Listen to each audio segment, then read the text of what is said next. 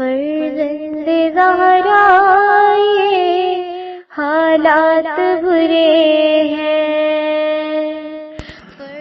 کاشانۂ بصیرت ایک ایسا مکمل یوٹیوب چینل جس پر محروم بصارت کے لیے بالخصوص اور تمام افراد کے لیے بالعموم سینکڑوں کی تعداد میں اسلامی کتب دستیاب ہیں۔ لہذا گزارش ہے کہ آپ اپنی ذمہ داری نبھاتے ہوئے کاشانۂ بصیرت کو سبسکرائب کرنے کے ساتھ ساتھ بیل آئیکن کو پریس کیجیے تاکہ آپ علم کے حصول کے ساتھ ساتھ مذہب اہل بیت کی اشاعت میں بھی اہم کردار ادا کرتے رہیں۔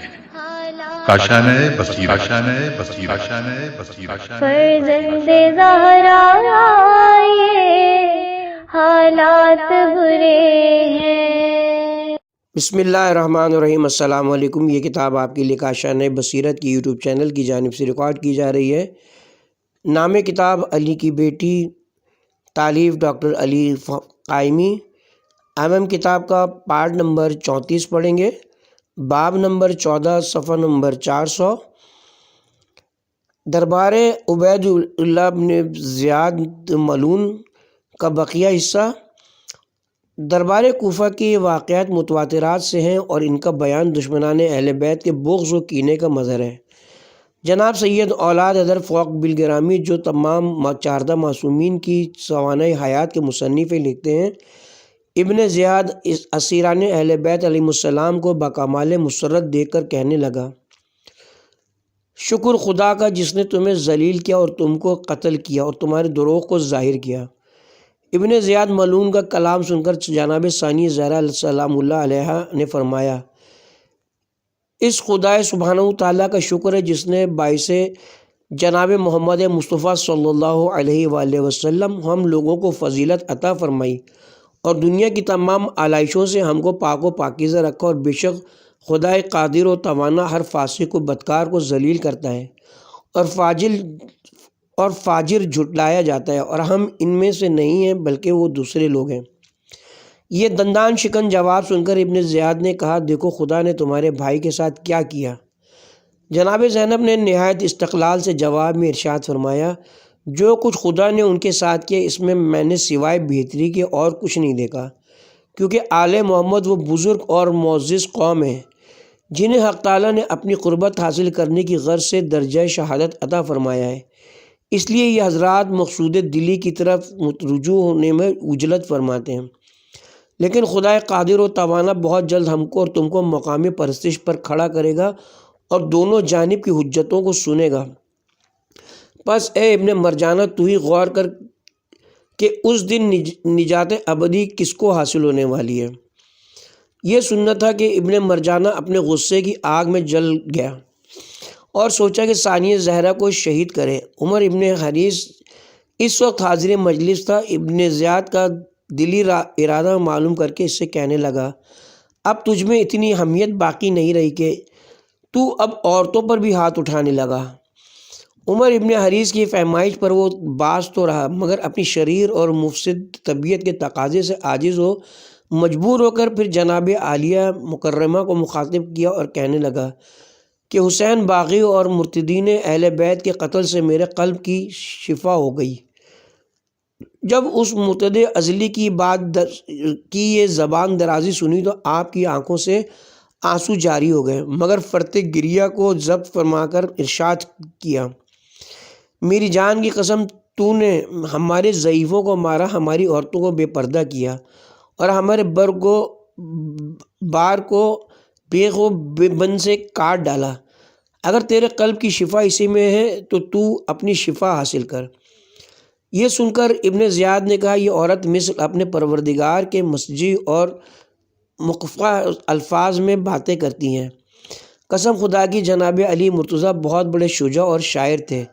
جناب زینب سلام اللہ علیہ نے فرمایا کہ اگر میرے کلام مسجی اور مقفع ہوں تو کوئی تعجب نہیں ہے، زیادہ تر تعجب تو اس شخص پر ہوتا ہے جو باوجود یہ کہ جانتا ہے کہ عقبہ میں اس سے باز پرس کی جائے گی اور خداوند تعالیٰ اس سے انتقام لے گا، مگر پھر بھی اپنے امام زمانہ کے قتل کا حکم کرتا ہے۔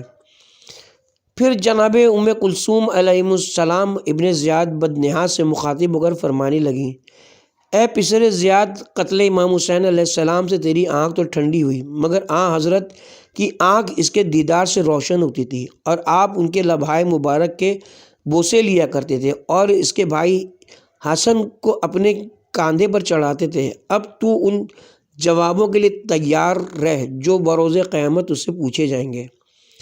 اس کے بعد ابن زیاد نے امام زین العابدین علیہ السلام کی طرف مخاطب ہو کر پوچھا کہ یہ نوجوان کون ہیں؟ لوگوں نے کہا یہ علی ابن الحسین ہے۔ اس نے پوچھا کیا علی ابن الحسین کو خدا نے قتل نہیں کیا؟ آپ نے اس کی کافرانہ تعرض کے جواب میں آہستگی سے ارشاد فرمایا، میرا ایک بھائی تھا جس کا نام علی بن حسین تھا، ان کو لوگوں نے قتل کر ڈالا۔ اس نے کہا کہ لوگوں نے نہیں قتل کیا۔ جواب میں آپ نے آیت قرآن تلاوت فرمائی، سورہ زمر آیت نمبر 42۔ خدا تعالیٰ انسان کے نفس کو اس وقت مار ڈالتا ہے جب اس کی موت آ جاتی ہے، اور جس کا زمانہ موت نہیں آتا وہ اپنی خوابگاہ کی طرف آسودہ ہوتا ہے۔ یہ جواب سن کر ابن زیاد کی آتش غیظ و غضب سخت مشتعل ہوئی۔ کہنے لگا یہ کس قدر جری و گستاخ ہے، اس کو باہر لے جاؤ اور اس کی گردن مار دو۔ یہ سن کر جناب زینب کو سخت اضطراب لاحق ہوا۔ آپ نے ابن زیاد سے مخاطب ہو کر فرمایا، اے ابن زیاد، ہمارے سب کے خون کرنے کے بعد بھی تو بس نہیں کرتا۔ پھر اپنے ہاتھ ان کی گردن میں ڈال دی اور فرمایا کہ میں تو اس کو نہیں چھوڑوں گی، اگر اس کو مارنا ہے تو مجھ کو بھی مار ڈال۔ جناب زینب کی اس کلام نے اس بے رحم کے دل پر بھی سخت اثر کیا۔ وہ کہنے لگا، عزیز داری اور قرابت کے ایسے مستحکم ارادوں پر سخت تعجب ہے۔ دیکھو یہ علی بن حسین کے عوض قتل کیے جانے پر راضی ہیں، اس لیے ان کے قتل سے باز آؤ۔ جناب امام زین العابدین علیہ السلام نے فرمایا، اے زیاد کے بیٹے، تو مجھے قتل سے ڈراتا ہے، تو یہ نہیں جانتا کہ قتل ہونا ہماری عادت ہے اور شہادت ہمارے لیے کرامت ہے۔ اگر ان مصیبت زدہ عورتوں میں اور تجھ میں کوئی علاقہ اور واسطہ قائم ہے تو ان بیچاروں کو کسی اہل اعتبار کے ہمراہ ان کے وطن تک پہنچا دے۔ کتاب صحیفۃ العابدین صفحہ نمبر 20 تا 23۔ ہم اپنے معزز قارئین کی توجہ مندرجہ ذیل کتب کی طرف مبذول کرواتے ہیں جن میں اسی مضمون کو معمولی رد و بدل کے ساتھ پیش کیا گیا ہے، جس کے مطالعے سے یہ بات واضح ہو جائے گی کہ ثانیہ زہرا مجسمہ شجاعت بن کر اسلام کا دفاع بھی کر رہی ہیں، سید الشہداء کی شہادت کا ذکر بھی فرما رہی ہیں، اس لوٹے ہوئے قافلے میں شامل سب کی پشت پناہ بھی ہیں۔ امام وقت سید الساجدین علیہ السلام کو بھی ابن زیاد جیسے خوخار شخص کے ہاتھوں قتل ہونے سے بچا رہی ہیں، اور کسی مقام پر ان تمام فرائض میں بے بس بھی نظر نہیں آتی۔ نمبر 1، صحیفہ کاملہ، ترجمہ سید قائم رضا نسیم امروہی، مطبوعہ شیخ غلام علی اینڈ سنز، لاہور، صفحہ نمبر 116-117۔ نمبر 2، ہفتہ وار رضاکار، لاہور، شریعت الحسین، نمبر سن 61 ہجری، مقدمہ از جناب ڈاکٹر سید مجتبیٰ حسن کامپوری، صفحہ نمبر 33 تا 36۔ نمبر 3، بحار الانوار، اردو، در حالات حضرت امام حسین علیہ السلام، حصہ دوم، تالیف علامہ مجلسی علیہ رحمہ، مطبوعہ رضوی بک ایجنسی، کراچی، صفحہ نمبر 19 تا 21۔ نمبر 4، کتاب زینب ہے، مؤلفہ میم صادق، ترجمہ آغا حسن رضا غدیری، مطبوعہ بیست فاؤنڈیشن، لاہور، صفحہ نمبر 240 تا 245۔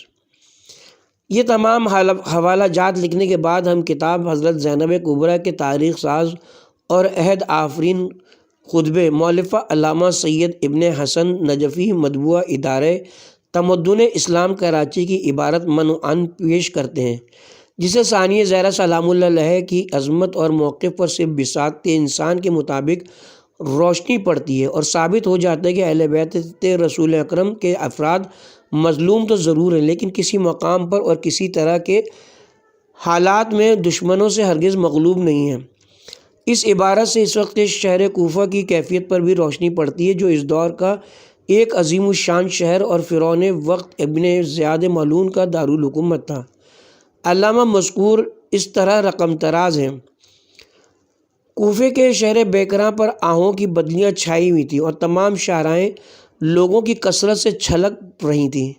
حد خیال تک آدمی ہی آدمی، مگر جسے دیکھو رنگ اڑا ہوا، منہ کھلا ہوا، آنکھیں ڈبائی ہوئی، پھر دیکھتے ہی دیکھتے سوگوار مجمع کی ہچکیاں بن گئیں۔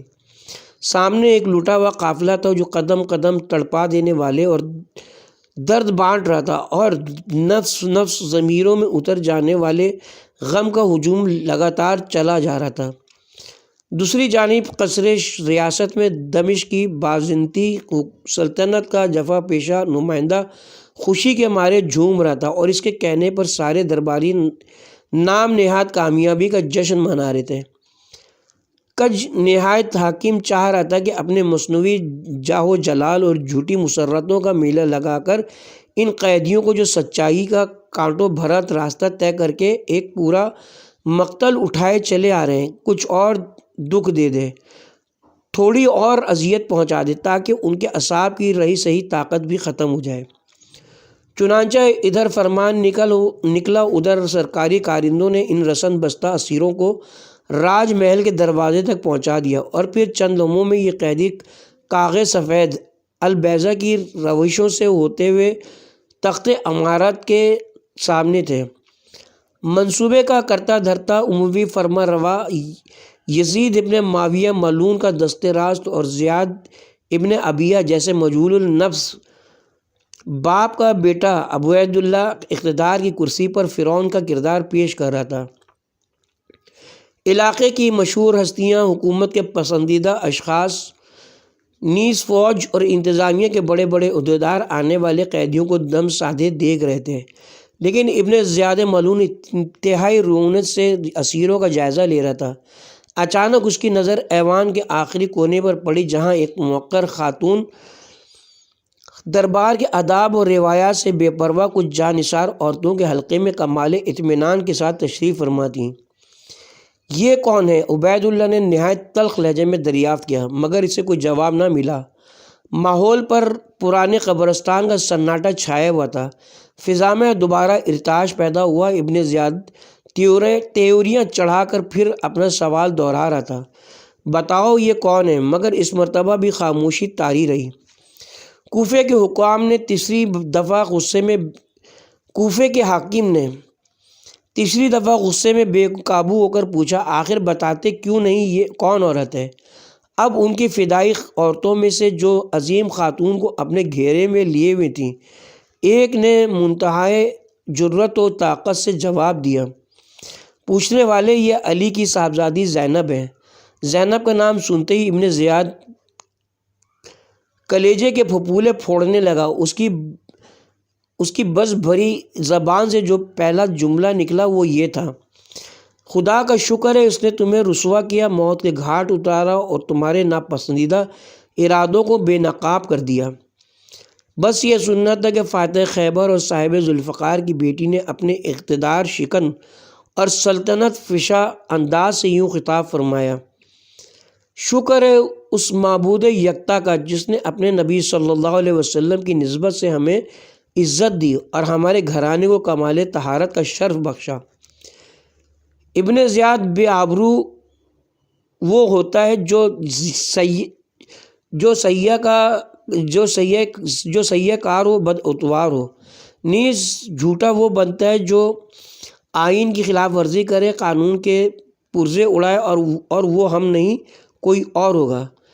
تلوار کی باڑ جیسے اس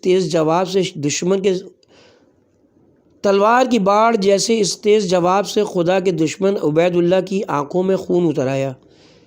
چٹیلے ناک کی طرح بل کھا کر اس نے بڑی بیتابی سے کہا، دیکھا اللہ نے تمہارے کنبے کی کیا گد بنائی اور تمہارے بھائی پر کیا حشر توڑا۔ بات اب برداشت سے باہر ہو چکی تھی۔ اقدار اور نظریات کی کھلی توہین، اس کے علاوہ ابن زیاد ملعون انتہائی شقاوت کے ساتھ عقیلہ بنی ہاشم کے طہارت نسب، تقدس مآب خاندان اور زینب کے فخر کائنات عزیز اور شہید بھائی کے بارے میں ہرزہ سرائی کر رہا تھا۔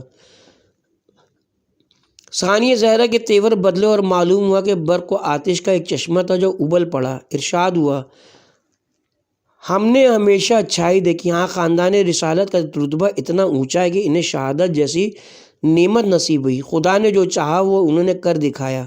یہ قتل گاہ سے گزرے اور گنجے شہیداں میں محو آرام ہو گئے، مگر یاد رکھنا پسرے زیاد وہ جو سب کا داد رس ہے، آخری فیصلے کے لیے وہ بہت جلد تجھے اور انہیں اپنی عدالت میں طلب کرنے والا ہے، اور جب آمنا سامنا ہوگا تب دیکھنا مظلوم کی فریاد کیا رنگ لاتی ہے اور خون ناحق کیا رنگ دکھاتا ہے۔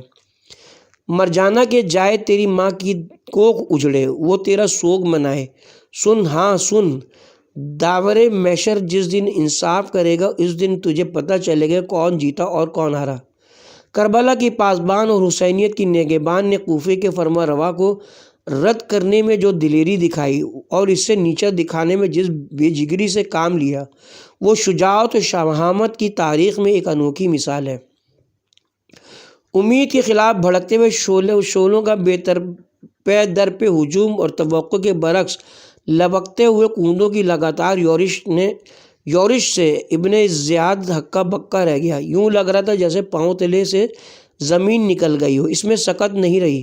غرور ٹوٹ گیا، اس کی سیاست جواب دے گئی اور ریاست زلزلوں کی زد میں آ گئی۔ احساس کمتری کے بوجھ سے اس کے اعصاب شل ہو گئے تھے، کوئی جواب نہیں بن پڑ رہا تھا۔ بالآخر کھسیانہ پن مٹانے کے لیے ظالم نے اپنی زبان کھولی تو اس عنوان سے، یعنی تمہارے سرکش بھائی اور خاندان کے دوسرے باغی افراد کے قتل سے خدا نے میرا کلیجہ ٹھنڈا کر دیا۔ ختم المرسلین کی نواسی نے چشم خوبار سے ماحول پر ایک نظر ڈالی، صورتحال کا جائزہ لیا اور پھر کمال تمکنت سے ارشاد فرمایا، ابن زیاد تو نے ہمارے بڑوں کو تہ تیغ کیا، ہمارے سایہ در شجر کی شاخیں کاٹ دیں، ہمارے پھولے پھلے درخت کو جڑ سے نکال ڈالا۔ اب اگر قلب و جگر کی آگ یوں ہی بجھتی ہے تو پھر سمجھنے کو سمجھ لے کے ٹھنڈک پڑ گئی۔ لیکن تاریخ بتاتی کہ ابن زیاد کو اس کے بعد کبھی آرام نصیب نہیں ہوا، اس لیے کہ کربلا کے نمائندہ قافلہ کی ترجمان حضرت زینب عالیہ نے اسلامی فکر اور انسانی ضمیر کو کچھ اس طرح جگا دیا تھا کہ یہ بیداری ایک باقاعدہ تحریک بن گئی اور کوفے سے لے کر شام تک تمام راج محلوں اور سارے شبستانوں کے چراغ گل ہوتے نظر آنے لگے۔ یہ عقیلہ بنی ہاشم ہی کی تقریروں اور مکالموں کا اثر تھا جو صحابی رسول عبداللہ ابن عفیف ازدی بھرے مجمع میں سراپا احتجاج بن گئے۔ اسی طرح خاندان غامد اور بنو وائلہ کے بعض جیالے بھی حکومت کے خلاف سرگرم عمل ہو گئے، اور پھر یہ بات اتنی عام ہوئی کہ گھر گھر بغاوت کے پرچم لہرانے لگے اور جگہ جگہ شہر آشوب کسی کیفیت پیدا ہو گئی۔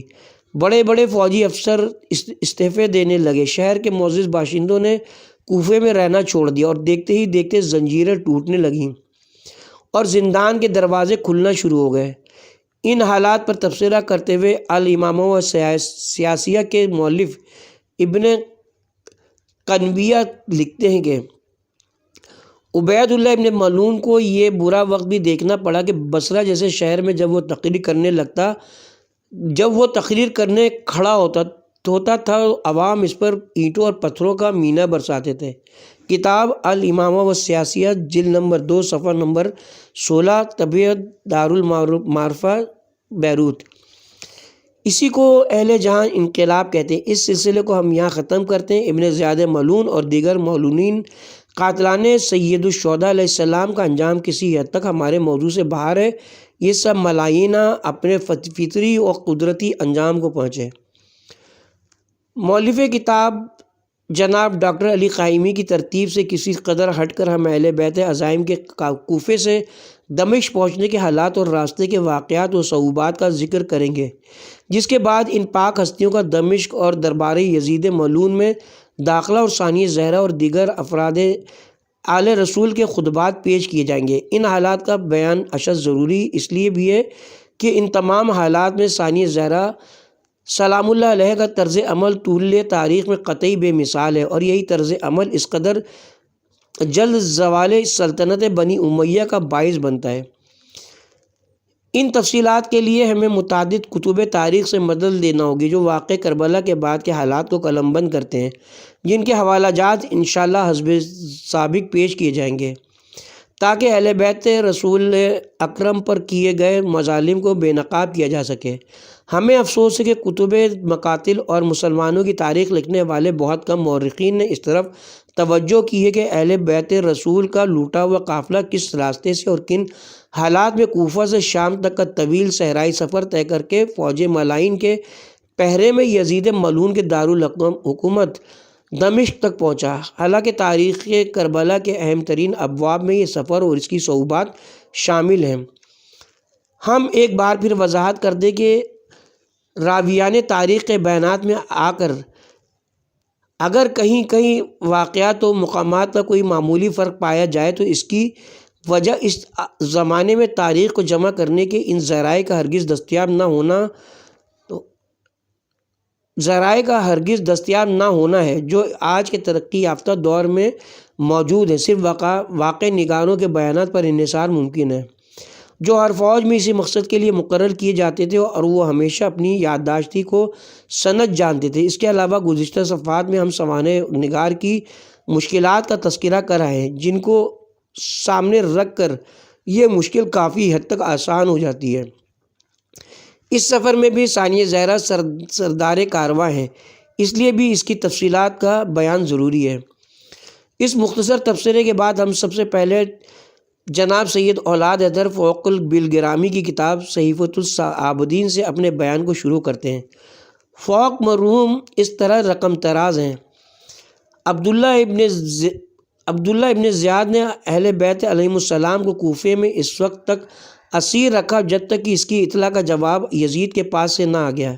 یزید نے ابن زیاد کو لکھ بھیجا کہ اسیران اہل بیت ما سرحائے شہداء شام بھیج دیے جائیں۔ ابن زیاد نے خط پاتی فوراً تعمیل حکم کی اور اہل بیت کرام کو ما انصروں کے شام کی طرف روانہ کر دیا۔ کوفے سے یہ قافلہ شمر ابن ذی الجوشن، عمر بن سعد اور زجر ابن قیس کے ہمراہ شام کو روانہ ہوا اور 40 کے روز یعنی 20 صفر کو ارض کربلا میں داخل ہوا۔ با اتفاق کے فریقین ثابت ہوتا ہے کہ اہل بیت بروز 40 داخل کربلا ہوئے، مگر اختلاف یہ کہ بعض بزرگوار شام سے کربلا میں 40 کے روز بتلاتے ہیں اور بعض کوفے سے۔ صحیح یہی کہ کوفے سے شام تک کے سفر میں ان بزرگواروں کا داخلہ کربلا معلیٰ میں ہوا۔ چنانچہ صاحب ناسخ و تواریخ جلد 6 صفحہ نمبر 243 میں اس امر کو خوب وضاحت کے ساتھ لکھتے ہیں اور ان کا مختار بھی یہی ہے۔ اصول درایت پر بھی یہی روایت پوری اترتی ہے۔ مترجم: کوفے سے پہلی منزل کربلا معلیٰ۔ اس میں کوئی کلام اور کوئی شبہ نہیں کہ اہل بیت کا قافلہ کوفے سے چل کر کربلا میں پہنچا اور وہاں ایک روز قیام کر کے دوسرے دن قادسیہ میں داخل ہوا۔ دوسری منزل قادسیہ ایک مشہور و معروف مقام ہے جو برائے خشکی کوفے سے 7.5 میل پر واقع ہے۔ قادسیہ علاقہ موصل سے متعلق اور با اعتبار آبادی و دستکاری اس وقت تک ایشیائے مائز کے مشہور مقامات میں داخل ہے۔ بہرحال اہل بیت سے بے سر و سامان اوریاں و پریشانی شہر میں پہنچے اور یہاں ایک شبانہ روز قیام کر کے شہر موصل میں وارد ہوئے۔ تیسری منزل موصل۔ شہر موصل ملک جزائر اور عراق کے درمیان واقع ہے۔ اسی کے وسط میں جناب جرجیس نبی کی قبر مطہر واقع ہے۔ یہ شہر اسی نام سے اس وقت تک مشرقی ترکمانستان کے انگریزی نقشوں میں مندرج ہے۔ حافظ جمال الدین محدث کے سواد اعظم اہل سنت کے معتبر محدثین اور مستند مورخین میں شامل ہیں۔ اپنی کتاب روضۃ الاحباب میں تحریر فرماتے ہیں کہ جس وقت یہ لوگ شہر موصل کے قریب پہنچے تو شمر ذی الجوشن ملعون نے حاکم شہر کو لکھ بھیجا کہ ہم لوگ فتح و نصرت کے ساتھ ما سرحائے شہداء کربلا تمہارے شہر میں عنقریب داخل ہونے والے ہیں، اس لیے تم کو ہدایت کی جاتی ہے کہ تم اپنے شہر اور شہر کے تمام کوچہ و بازار کو اور قصر عمارت کو بزیب و زینت تمام آراستہ و پیراستہ کرو۔ جس وقت شمر ذی الجوشن ملعون کا یہ ہدایت نامہ امیر موصل کو پہنچا، اس نے تمام لوگوں کو بلا کر مضمون خط سنا دیا اور ان سے یہ کہا کہ اگر ان لوگوں کو ہم اس حالت سے شہر میں بلا کر اپنا مہمان کریں تو تم لوگ کسی فتنہ و فساد کے باعث تو نہ ہوگے، اور یہ امر تم لوگوں کے رنج و ملال کی وجہ تو نہ ہوگا۔ ان لوگوں نے کہا کہ ہم کبھی اس امر پر رضامند نہ ہوں گے۔ چنانچہ حاکم موصل نے شمر ذوالجوشن کو لکھ بھیجا کہ چونکہ اس شہر میں بہت سے شیعوں کی آبادی ہے، اس لیے ہم تم کو اور تمہارے لشکر کو اپنے شہر میں داخل ہونے کی اجازت نہیں دیتے، کیونکہ وہ لوگ بگڑ جائیں گے تو موجودہ امن و امان میں بہت بڑی خرابی واقع ہوگی۔ مناسب وقت یہی ہے کہ تم لوگ شہر سے کچھ فاصلے پر اترو، رسد رسانی کے متعلق تمام ضروری چیزیں فراہم کر کے بھیج دی جائیں گی۔ ایسا ہی ہوا۔ پھر شمر اور اس کا ہمراہی لشکر موصل سے تھوڑی دور علیحدہ اترا، اور حاکم موصل نے حزب الوداع رسد رسانی کا کافی سامان لشکر گاہ میں بھجوا دیا۔ اکثر علماء کی تالیفات سے شہر موصل کے متعلق یہ واقعہ خاص طور پر معلوم ہوتا ہے کہ شمر ذوالجوشن نے قیام موصل کے وقت جناب امام حسین علیہ السلام کا فرق مبارک نیزے سے اتارا تو ایک قطرہ خون ٹپک کر ایک پتھر پر گر پڑا۔ اس پتھر سے ہر سال روز عاشورہ خون تازہ نکلتا تھا، اور شیعان علی جوگ در جوگ اس پتھر کی زیارت کو آتے تھے، اور وہ پتھر شہید نقطے کے نام سے مشہور ہو گیا۔ یزید کے زمانے حکومت تک قائم رہا مروان ملعون نے اپنی حکومت کے زمانے میں اس پتھر کو ضائع کروا دیا، پھر اس وقت سے اس کا پتہ نہیں چلتا۔ کتاب ناسخ التواریخ صفحہ نمبر 244۔ چوتھی منزل شہر تکرت۔ موصل سے چل کر یہ قافلہ شہر تکرت پہنچا۔ یہ شہر بغداد سے 45 میل کے فاصلے پر واقع ہے۔ اس شہر کے قریب پہنچ کر بھی شمر ذوالجوشن ملعون نے یہاں کے حاکم کو ویسے ہی ہدایت نامہ لکھا جیسا کہ شہر موصل کے امیر کو لکھا تھا، مگر امیر موصل کے خلاف امیر تکرت نے بڑی مستعدی سے شمر ذوالجوشن کے حکم کی تعمیل کی، اور تمام شہر کو نئی زینت اور تازہ آرائش کا حکم دیا۔ تمام شہر کے لوگ زرق برق نظر آنے لگے۔ حاکم شہر بھی نہایت تزیق و احتشام کے ساتھ سوار ہو کر لشکر یزید کی طرف رسم استقبال کے لیے روانہ ہوا، اور اپنے ہمراہیوں کو حکم دیا کہ جو کوئی پوچھے کہ یہ کس کا سر ہے تو تم جواب دینا کہ معاذ اللہ ایک خارجی نے یزید پر خروج کیا تھا۔ ابن زیاد نے اس کا سر کاٹ کر یزید کے پاس بھیجا ہے۔ چنانچہ جو کوئی اس فرق مقدس کے بارے میں ان سے سوال کرتا تھا وہ یہی جواب دیتے تھے، یہاں تک کہ ان تماشائیوں میں سے ایک نصرانی نے بڑھ کر کہا کہ یہ کسی خارجی کا سر نہیں ہے، میں کوفے سے ابھی بھی آ رہا ہوں اور اس سر کو دیکھ چکا ہوں۔ مجھے یہ تحقیق سے معلوم ہوا کہ اس امام حسین ابن علی ابن ابی طالب علیہ السلام کا سر ہے۔ اس کا یہ کہنا تھا کہ شہر کے باشندوں میں عام شورش پھیل گئی، اور ہر شخص اس کو سن کر اس مجمع سے علیحدہ ہونے لگا۔ اس شہر میں عیسائیوں کی بہت بڑی آبادی تھی، وہ سب انہی لوگوں کے ساتھ ہو گئے، اور ایک دل ایک زبان ہو کر کہنے لگے، ہم اس قوم شقاوت اثر کا کبھی ساتھ نہ دیں گے جو اپنے پیغمبر کے نواسے کو قتل کرے اور اس واقعے پر خوشی منائے۔ جب شمر ذوالجوشن وغیرہ نے ان لوگوں کے رنگ برنگ دیکھے تو تکرت میں نہ اترے اور دار عروہ میں آ کر پڑاؤ ڈال دیے، جو شہر تکرت سے تھوڑے فاصلے پر تھا۔ پانچویں منزل وادی نخیلہ۔ دار عروہ سے چل کر زمین سلیمیہ سے ہوتا وہ یہ قافلہ وادی نخیلہ میں پہنچا۔ ایک دن اور ایک رات وہاں قیام رہا۔ چھٹی منزل شہر لبا۔ صبح کو وادی نخیلہ سے کوچ ہوا، شام کو لبا میں داخل ہوا۔ جب یہ لوگ شہر میں داخل ہوئے اور وہاں کے لوگوں کو واقعات کربلا کے حالات سے پوری واقفیت ہوئی تو وہ لوگ ہجوم کر کے جناب امام حسین کے سر مبارک کو دیکھ کر آپ اور آپ کے جد بدر پر درود و سلام بھیجنے لگے، اور ایک زبان ہو کر ہمراہیان شمر ذوالجوشن لان پر لعنت بھیجنے لگے۔ شمر ذوالجوشن نے ان سے مقابلہ کیا اور ان کو قتل و غارت کر کے اور ان کی آبادی کو خراب کر کے وہاں سے کوچ کیا اور دہیا کھیل میں داخل ہوئے۔ ساتویں منزل دہیا کھیل۔ یہ ایک چھوٹی سی بستی علاقے موصل کے متعلق دجلہ کے کنارے پر واقع ہے، یہاں بھی ایک شبانہ روز قیام ہوا۔ آٹھویں منزل شہر نصیبین، یہاں بھی ایک شبانہ روز قیام ہوا۔ نویں منزل شہر دعوات، شہر نصیبین سے اٹھ کر عرض عین الورود ہوتے ہوئے یہ لوگ شہر دعوات کے نزدیک پہنچے۔ شمر ذی الجوشن نے یہاں کے لوگوں کو بھی ویسے ہی اطلاع نامہ بھیجا جیسے پہلے موصل اور تکریت کے عاملوں کو لکھ بھیجا تھا۔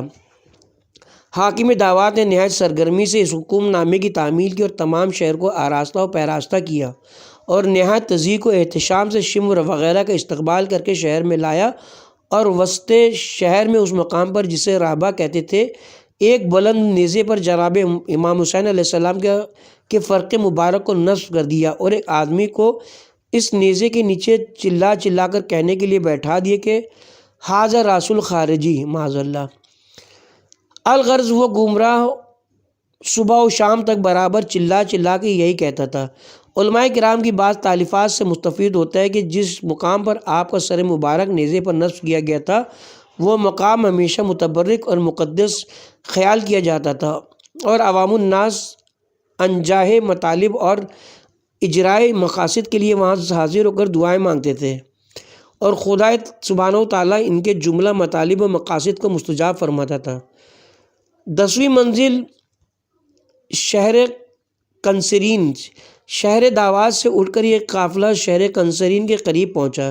یہ شہر حلب سے ایک منزل پر واقع ہے۔ جب اس لشکر کی آمد کی خبر کنسرین میں پہنچی تو چونکہ وہاں کثرت سے شیعان علی ابن ابی طالب آباد تھے، ان لوگوں نے وہاں کے دروازے بند کر لیے اور اپنے گھروں کی چھتوں پر چڑھ کر قاتلانہ امام مظلوم پر لعن و طعن کرنے لگے، ان پر پتھر پھینکنے لگے اور کہنے لگے اے قاتلان آل رسول، اگر تم ہم سب کی گردنیں بھی تلوار کے نیچے رکھ دو گے تو ہم تم میں سے ایک کو بھی اپنے شہر میں آنے کی اجازت نہیں دیں گے۔ جب ان لوگوں نے یہ مستدعی اور تیاری دیکھی تو کنسرین کے قیام سے باز آ کر مقبرۃ النعمان میں اترے۔ اس کے ساتھ یہاں پہ کتاب کے پارٹ نمبر 34 کا اختتام کرتے ہیں اور باقی منازل کا ذکر انشاءاللہ پارٹ نمبر 35 میں کریں گے۔